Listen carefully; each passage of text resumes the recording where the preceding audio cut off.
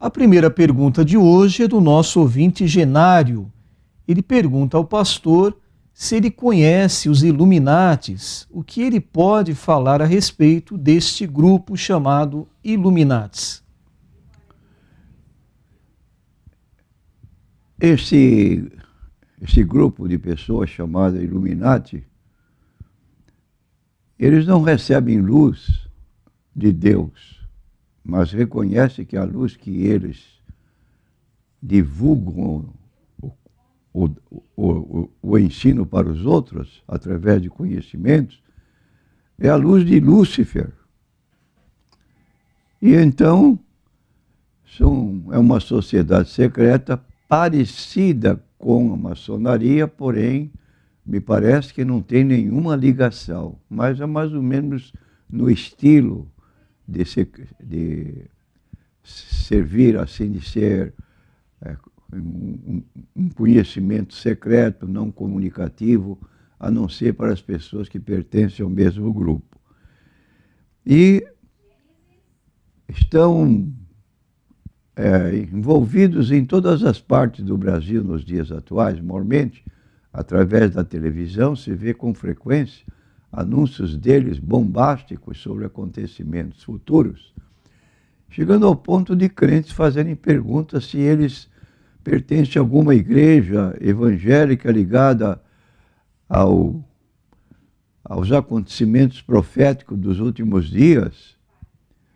E nós temos que informar que não tem nenhum relacionamento, nenhuma ligação, de modo que não aconselho nenhum cristão integrar essa sociedade, porque a luz que ela mesma recebe afirma ser uma luz luciferiana. E assim sendo, nós seguimos Jesus, que é a luz do mundo, logo não é o nosso lugar ligado a esse grupo secreto ou ocultista. A próxima pergunta é do ouvinte Tiago. Ele pergunta ao pastor se obreiros dessas duas entidades religiosas, a CCB, Congregação Cristã no Brasil, e também a Igreja Adventista do Sétimo Dia, se obreiros dessas duas entidades se desligarem e quiserem fazer parte de uma igreja evangélica, eles serão recebidos como obreiros os cargos equivalentes que eles antes exerciam nessas entidades religiosas, pastor? Absolutamente não. Tanto a congregação cristã tem seus costumes peculiares. É um grupo de pessoas praticamente que se pronunciam sobre as demais igrejas evangélicas como entidades sectárias. É a expressão que eles usam. Hoje nós dizemos sectárias, mas eles usam ainda uma terminologia de muitos anos atrás. Então há uma exclusividade de conhecimentos que a maioria dos membros da própria igreja não conhece, porque eles têm reuniões anuais ou semestrais, onde só a liderança toma conhecimento de novos conceitos e de alterações doutrinárias que a Irmandade não fica conhecendo. E também o caso dos Adventistas do Sétimo Dia, que eles precisam até batizar-se de novo, porque não tem nada que possa justificar um obreiro saindo de lá ser aceito incontinente numa igreja evangélica. Eu perguntaria ao nosso ouvinte, você aceita que Jesus e Miguel sejam a mesma pessoa? É o ensino de Ellen White. Você aceita que uma igreja que se diga ortodoxa possa ter uma fonte de autoridade religiosa além da Bíblia Sagrada? E que esta profetiza seus ensinos têm a mesma autoridade da Bíblia Sagrada? Então, essa colocação com relação à igreja adventista, um Jesus que tinha uma natureza pecaminosa, caída, que a obra de Cristo na cruz não foi concluída, que Jesus entrou no Santo dos Santos apenas em 1844 e não quando terminou a obra da redenção e deu aquele brado que nós conhecemos na Bíblia, quando disse que estava tudo encerrado, ou seja, a obra estava concluída. E esses ensinos não têm cabimento para um cristão evangélico. E certamente o pastor que recebesse uma pessoa dessa, ele teria que fazer um estágio com ele, procurando tirar da cabeça dele esses ensinos estranhos, para depois pensar em admitir uma pessoa dessa na igreja evangélica. A próxima pergunta é do Edilson. Ele está perguntando aqui ao pastor se no caso dos padres, eles estariam certos ou não casar. Ele deu uma referência aqui de Gênesis 17, mas não compreendemos. Pastor, com relação a esta pergunta, os padres estão certos ou não casar, pastor? Os padres, à luz da Bíblia Sagrada, deveriam ser casados, porque eles têm a Bíblia que nós temos, e a Bíblia é muito clara nesse particular. Por exemplo, nós lemos na Bíblia Sagrada o apóstolo Paulo se referindo às qualificações para um obreiro, capítulo 3 de 1 Timóteo, versículo 1 em diante, nós lemos o seguinte: esta é uma palavra fiel, se alguém deseja o episcopado, excelente obra deseja, convém, pois, que o bispo seja irrepreensível, marido de uma mulher, vigilante, sóbrio, honesto, hospitaleiro, apto para ensinar, não dado ao vinho, não espancador, não cobiçoso de torpe ganância, mas moderado, não contencioso, não avarento, que governe bem a sua própria casa, tendo seus filhos em sujeição, com toda modéstia, porque se alguém não sabe governar a sua própria casa, terá cuidado da igreja de Deus? Então, um princípio estabelecido como qualificação de um obreiro, de um padre, de um pastor, é que ele seja casado e que ele tenha a sua casa em sujeição, de modo que, se ele não cuidar bem da sua casa, como ele vai ter cuidado da igreja? Então, não aceitamos essa posição. Além do mais, ainda na mesma carta de Paulo a Timóteo, no capítulo 4, Paulo, aponta que qualquer entidade religiosa que proíba o casamento dos seus líderes, ela está agindo erroneamente. Vou ler. Mas o Espírito expressamente diz que nos últimos tempos apostatarão alguns da fé, dando ouvidos a espíritos enganadores e a doutrinas de demônios, pela hipocrisia de homens que falam mentiras, tendo cauterizado a sua própria consciência, proibindo o casamento e ordenando a abstinência dos alimentos que Deus criou para os fiéis e para os que conhecem a verdade, a fim de usarem deles com ações de graças. Porque toda criatura de Deus é boa, não há nada que rejeitar, sendo recebido com ações de graças. Porque pela palavra de Deus e pela oração é santificada. Então, quando comemos, antes de comermos, devemos orar, agradecer a Deus pelo alimento e para também Ele santificar o alimento. Logo, não vemos razão para a pessoa rejeitar o alimento que se põe à sua frente.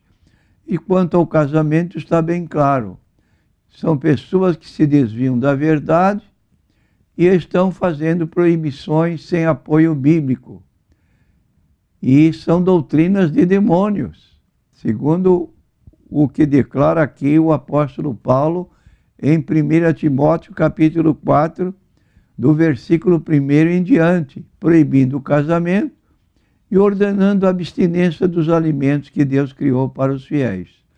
de modo que, biblicamente, os padres deviam ser casados. Agora nós temos aqui duas perguntas da ouvinte NQI, não quer se identificar. A primeira pergunta para o pastor. Pastor, o que significa murmuração na palavra de Deus, pastor? Na palavra de Deus, nós encontramos murmuração com um tipo de descontentamento e um extravasamento de crítica, de protesto, de reclamação, no caso específico na Bíblia, quase sempre contra Deus. Por exemplo, quando Moisés tirou o povo de Israel do cativeiro egípcio, ele foi naturalmente pelo deserto e com problemas sérios de alimentação, como também problemas sérios de água. No deserto não tem água. Então, periodicamente, ou de caminhada em caminhada, sempre os israelitas estavam murmurando contra Deus. Tiraste-nos do Egito, onde tínhamos lá melancia, melão, tínhamos frutas e outras comidas gostosas, e agora nos trouxeste para este deserto, onde não tem nem água para beber. Certa vez ficaram com vontade de comer carne. Como comer carne no deserto? Então, pediram a Deus que mandasse aves, codornizes, e a quantidade de codornizes foi tão grande, e eles estavam tão esfaimados de comer carne que ultrapassaram o limite deles. E ficaram, então, até enfermos por causa da condição que tiveram. Reclamar, murmurar e, por fim, exceder-se no próprio alimento. Então, é uma característica do povo de Israel que, frequentemente, quem lê a Bíblia pode notar. E também o apóstolo Paulo se refere nas suas cartas a igrejas onde ele tinha passado, algumas ele tinha fundado. Então, quando ele tomava notícia de alguma situação difícil, ele visitava essa igreja e procurava orientar aquelas pessoas que estavam saindo da sua condição normal de cristãos para um campo de protesto, de murmuração, e isso desagradava muito o apóstolo, como também desagradava a Deus, certamente. A segunda pergunta da nossa ouvinte, ela faz aqui um relato inicialmente. Pastor, uma pessoa que congrega pouco por causa de enfermidades, fala aqui que fez uma cirurgia na coluna e hoje gasta o seu salário, a sua renda, a maior parte com medicamentos, com remédios, e fala que não pode contribuir com o dízimo, mas algumas vezes consegue contribuir com oferta. Então, o ouvinte pergunta se isso tem algum problema, pastor. Eu quero responder a nosso consulente lendo em 2 Coríntios, capítulo 9, versículo 7. Diz assim o texto: cada um contribua segundo propôs no seu coração, não com tristeza ou por necessidade, porque Deus ama o que dá com alegria. E Deus é poderoso para fazer abundar em vós toda graça, a fim de que, tendo sempre em tudo toda a suficiência, abundeis em toda boa obra. Então, aqui nesse capítulo 9 de 2 Coríntios, versículo 7, está aqui bem claro: cada um contribua segundo o propósito do seu coração, não com tristeza ou por necessidade. Uma pessoa doente precisa de recursos médicos e ela tem que atender essa sua necessidade física. E nós não criticamos, estamos apenas recomendando que ela tem direito a fazer isso conforme a Bíblia Sagrada recomenda. A próxima pergunta é NQI. Uma pergunta interessante ao pastor. Pastor, o Senhor Jesus, ele veio trazer paz ou guerra, pastor? Jesus afirma em Mateus 10:34 o seguinte: não vim trazer paz, mas espada.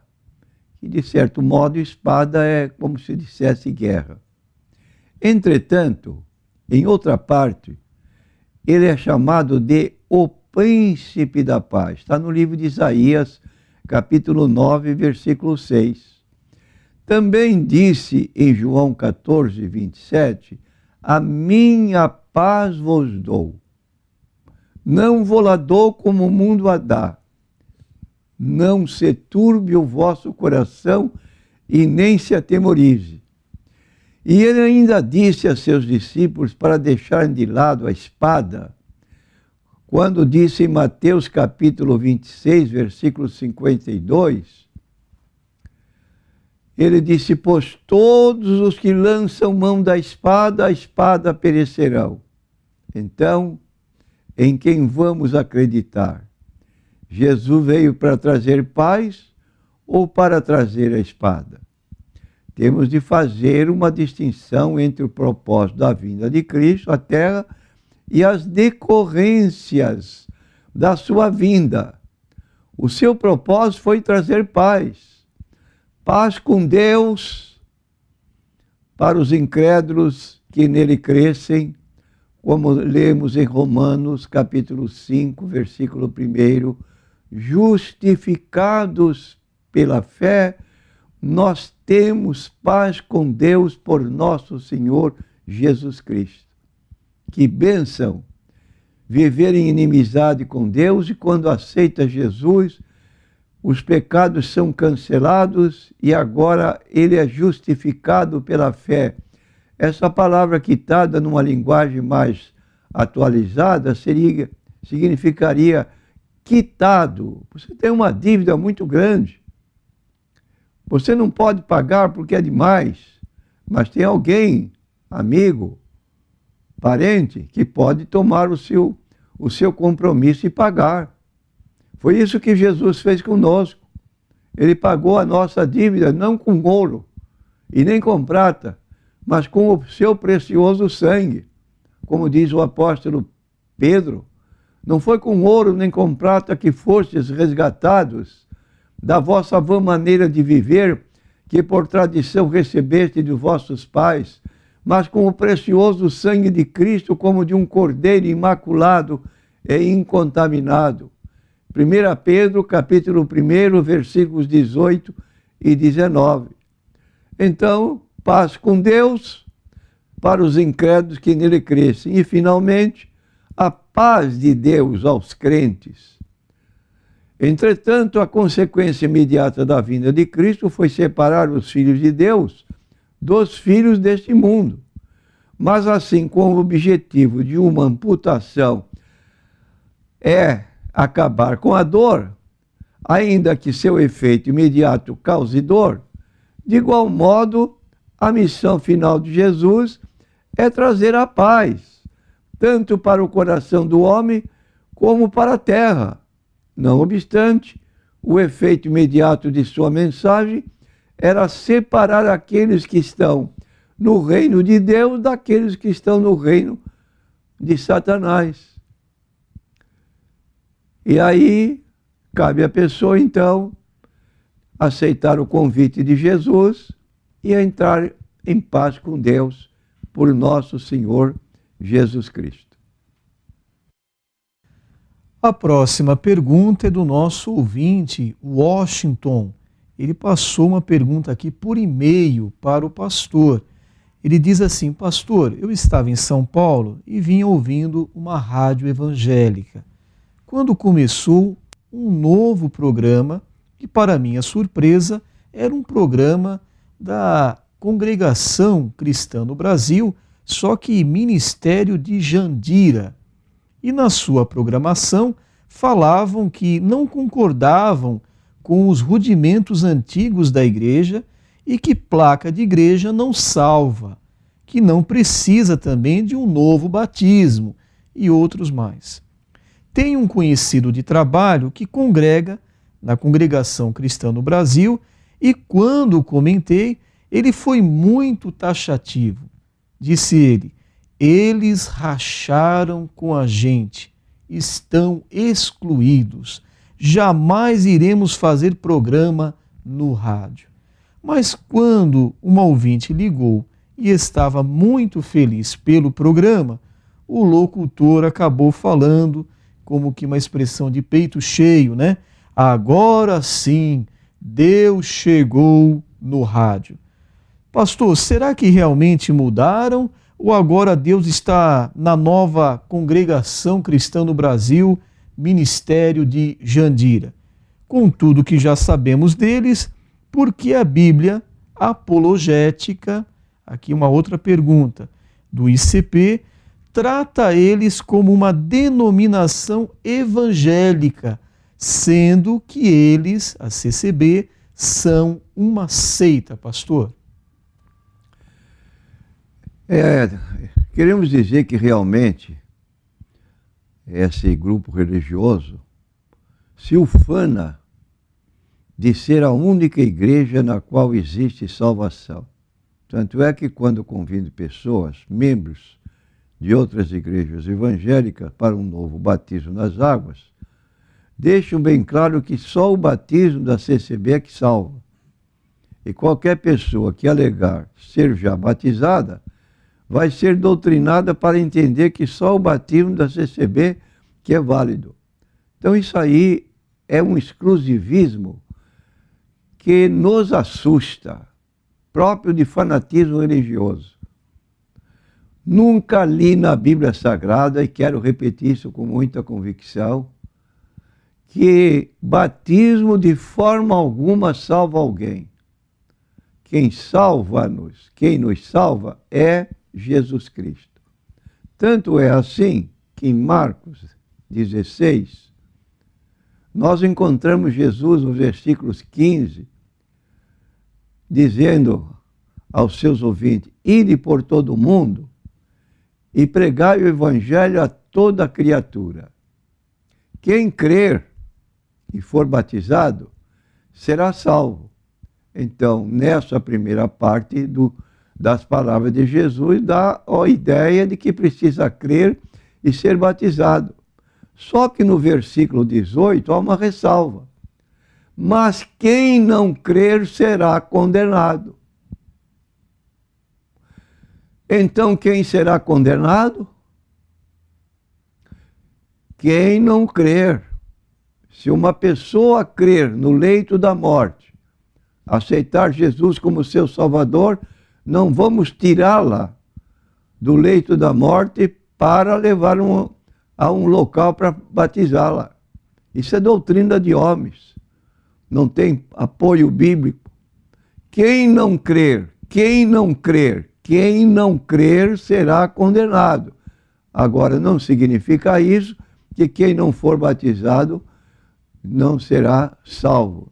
Se a pessoa creu, não teve tempo de se batizar, ela pode então estar bem segura porque aceitou a Cristo, houve um impedimento que não correu da parte dela, consequentemente ela pode ser salva.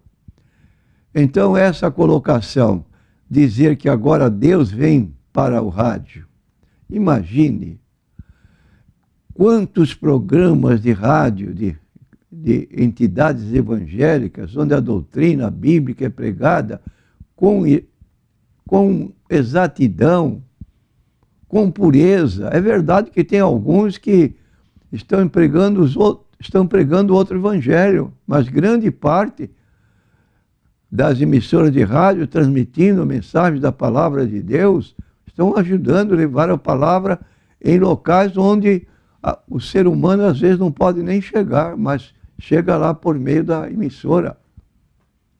Agora chegou Deus? Não, Deus já chegou há muito tempo na rádio. E há muitas pessoas que já foram salvas pelo programa de rádio. E só porque a CCB lá de Jandira vai entrar na rádio é que agora vai haver salvação?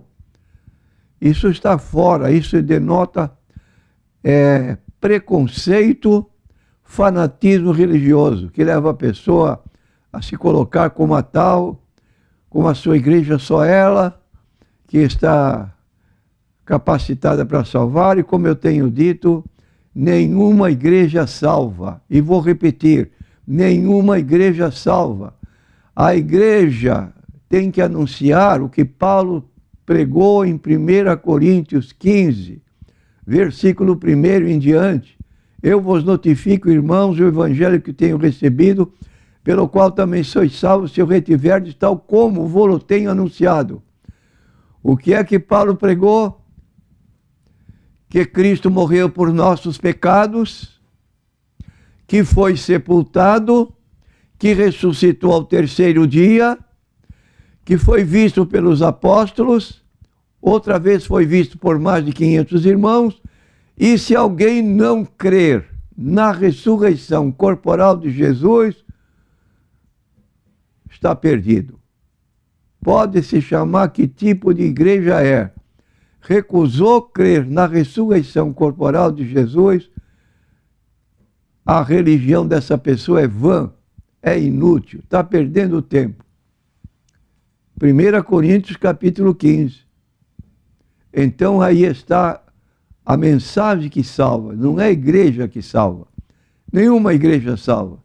Mas nós aqui na Igreja Evangélica da Paz pregamos exatamente isso. Cristo salva. Pastor, e com relação à Bíblia Apologética do ICP, constar a CCB como igreja evangélica, o senhor tem algo a falar, pastor? Me parece que o pessoal da ICP, do ICP, que hoje está trabalhando no Rio de Janeiro, fecharam aqui a casa, a entidade que estava em São Paulo, estão lá no Rio de Janeiro, inclusive o presidente, etc. E estão aceitando essa posição. Eu não concordo com isso. Mas, como não pertenço ao ICP, não posso impor minha vontade. Só declaro que a congregação, embora evangélica, é uma seita, ou tem característica de seita.